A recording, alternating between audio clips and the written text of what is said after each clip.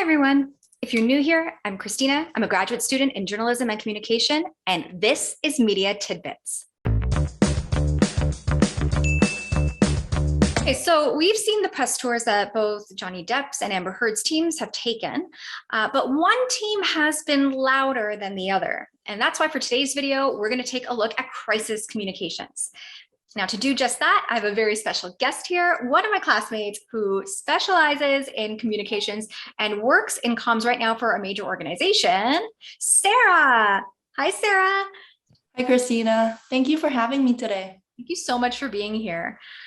So, using both Johnny Depp and Amber Heard as examples, today we're going to talk about what crisis communications is and when it's used, what steps PR teams take to mitigate crises, and how each team used crisis comms and whose strategy was better.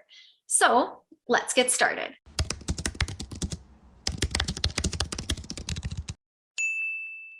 All right, Sara, we've seen companies and even certain individuals faced with moments of crisis, whether it be a brand, a specific product, business drama behind the scenes, or someone's reputation. So where does crisis communications come in? Like, first of all, what is it? So crisis communication is basically a protocol, a series of procedures that companies or major celebrities take which help them to effectively communicate their strategies, their key messages during like a major threat to their business or their reputations. So organizations especially, they face a wide range of potential communication crises, including cyber attacks, product recalls, reputation crisis, or any PR incidents. So what companies need to do in these cases is to prepare ahead of time for a crisis to ensure that any relevant personnel can quickly and effectively communicate with each other during the moment of crisis and can communicate and deliver their information and their messages very clearly to the public when addressing any of the issues. So one of my favorite example of good PR communication crisis is that in 2018, KFC in the UK were out of chicken, which is very ironic, out of chicken for a pretty long period of time, causing like almost 700 of their stores across UK to have to shut down. So what KFC did in this case is that they were being very transparent. They addressed the issues right away. So they had a series of plans set out. They went on social media. They apologized to all of their customers. And on top of that, besides being transparent and just be honest in the situation, they also launched a nationwide campaign where they collabed with The Sun and Metro, which are two newspapers in the UK. And they kind of just played around with the three-letter KFC and reorganized them into FCK. So this allows their client to kind of track the delivery status of the chicken to their local favorite KFC chains. So they were being very clever at that. They turned a big crisis into a campaign. Very smart of them. That's awesome, actually. All right, so we just learned that the point of crisis communications is to communicate in a way to reduce harm to a company or a person when they're looking pretty bad. But how exactly do PR teams and communication specialists do that? So Sara, what are some of the requirements for creating a plan? Like, what should the comms team be doing? So when it comes to crisis communication plan, there are mainly 3 stages. So the first stage is kind of anticipate any emerging issues. So with like, for example, a product launch or like in this case, a trial. So the team kind of need to know what might occur, what might cause like anger or opinions from the public. That's stage 1. They have to really monitor and anticipate any emerging issues.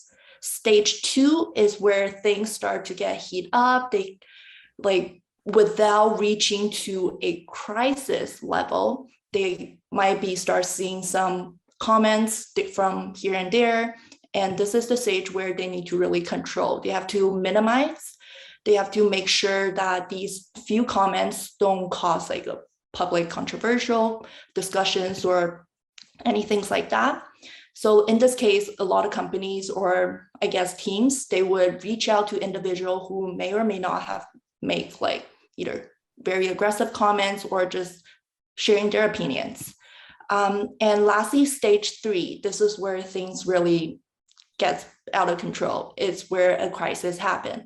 So what companies really need to do at this point is they have to have a set plan set out, having the appropriate person, having a set of key messages, strategies they're going to use to address any issues. And what is important in this stage is they have to respond as quick as possible to make sure things don't go any more out of control. Okay. But like, what's then the ultimate goal? What's the ultimate goal in the end with crisis communications? Is it just to reduce harm? Like, what is the big goal in the end? The big goal of crisis communication is to, first of all, reduce harm. They have to minimize the issues, like to kind of reduce all the harms that may cause to their brand's reputation, their brand's image, in this case, public figures' image. And besides that, they have to rebuild their connection. They have to rebuild trust. They have to regain the trust from their audiences, their followers, their customers. That's like something very important that they have to do, because it's not easy to win the trust back. It's not easy to gain their audiences, their customers back. So that's the main goal of crisis communication.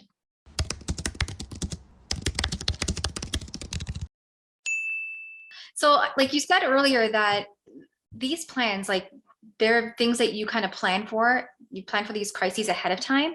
So maybe if you have, like, if you're involved in some kind of trial court case, you probably would plan some of that ahead of time, right? Yes. You've seen the recent interview clips of Elaine Bredehoft, Ben Chu, and Camille Vasquez, and Amber Heard herself. What are your thoughts? I majorly focus on the two legal sides of their interviews.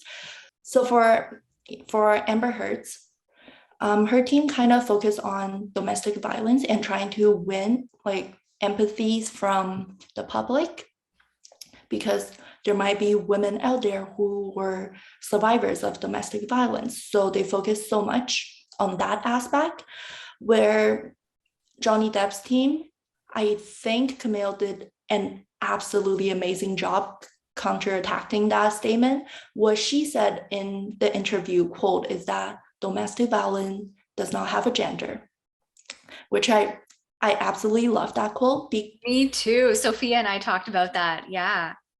Because I think that's what Amber Heard's side really tried to tackle, is trying to win all the women's votes.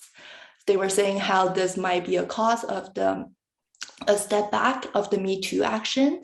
And Camille did an absolutely amazing job just addressing that issues and repurposing their key message. For sure. So what about Elaine? Talk to me about Elaine.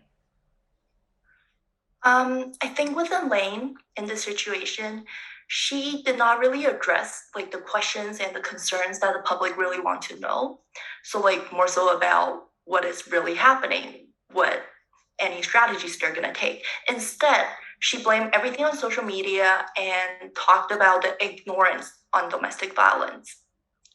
So like the timing of her doing that, it's not a great time, I would say, because this is during the time where the entire public was rooting for Johnny Depp and criticizing Amber Heard for everything she has done.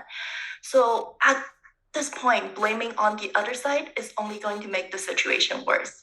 In crisis communication, one of the biggest thing, the major thing to do is not to make the situation worse. And she kind of did just that. So we could see like Johnny Depp's side was being very careful with the words they use and respectful when it comes to like the actual jury verdict. But yeah, Johnny Depp's side did not really attack on character, did not attack on Amber Heard, did not attack on Elaine. Yet she was doing the total opposite. It kind of just like ruined the reputation, ruined their image even more worse. Right. And that's, so do you think then, like, so it was good in one sense that Elaine went and addressed the media right away, but do you think that because there was no sense of like taking accountability or any ownership, instead it was all like a blame game, like that hurt Amber Heard's campaign? For sure. The strategy they took kind of ruined Amber Heard's image even more, especially during, just like, as I said, the timing. This is the day after the verdict where everybody was rooting for Johnny Depp. So it's not smart to like go against the public and just making the situation worse. This strategy then, the crisis plan here, is this appropriate for both Johnny Depp and Amber Heard, or should just Amber Heard's team be focusing on this because she was found liable on all 3 counts of defamation and him with only 1? I think because we're in like a digital age, everybody is on social media. So a lot of the crisis communication were caused by a lot of the social media, the just people out there, the public. So in this situation, I feel like because the public was so mad at Amber Heard, like her team is kind of the one who is like really facing a crisis at the situation, because when we look at Johnny Depp, like he's winning all the public's attention, all the public's mind, right? So it's more so Amber Heard and what her team needs to do in this situation to kind of address the issues, to address what the public really wants to know. Okay, got it. That makes sense. Since the heat's on her team, then they're the ones that need to be a bit more proactive. Mm-hmm. So then when we think then about the ultimate goal of crisis comms, so like you said, it's not just about reducing harm, it's about gaining the trust of your audience back and all of that. Whose team did it better, Amber's or Johnny's? If we look at which side the public stands with right now, of course, the Johnny Depp side wins. I think it's going to take a long time for Amber Heard to really win back like her followers, just because the situation right now, everybody is leaning towards Johnny Depp, and they, at this point, I don't think many people believe what Amber Heard said. So it's going to be hard to rebuild that connection, to regain that trust. That's going to take a long time. That's a really good point. Well, Sara, this has been awesome. Thank you for helping me out and telling our audience all about crisis comms and the ins and outs of that. Thank you for having me. Oh my gosh, of course. And that's all for today's media tidbit. And Sara, couldn't have done this without you. So thank you again. And to all of you watching, I hope that what we discussed here with Sara makes sense. And I hope it helps you think more critically about, PR responses to things like crises.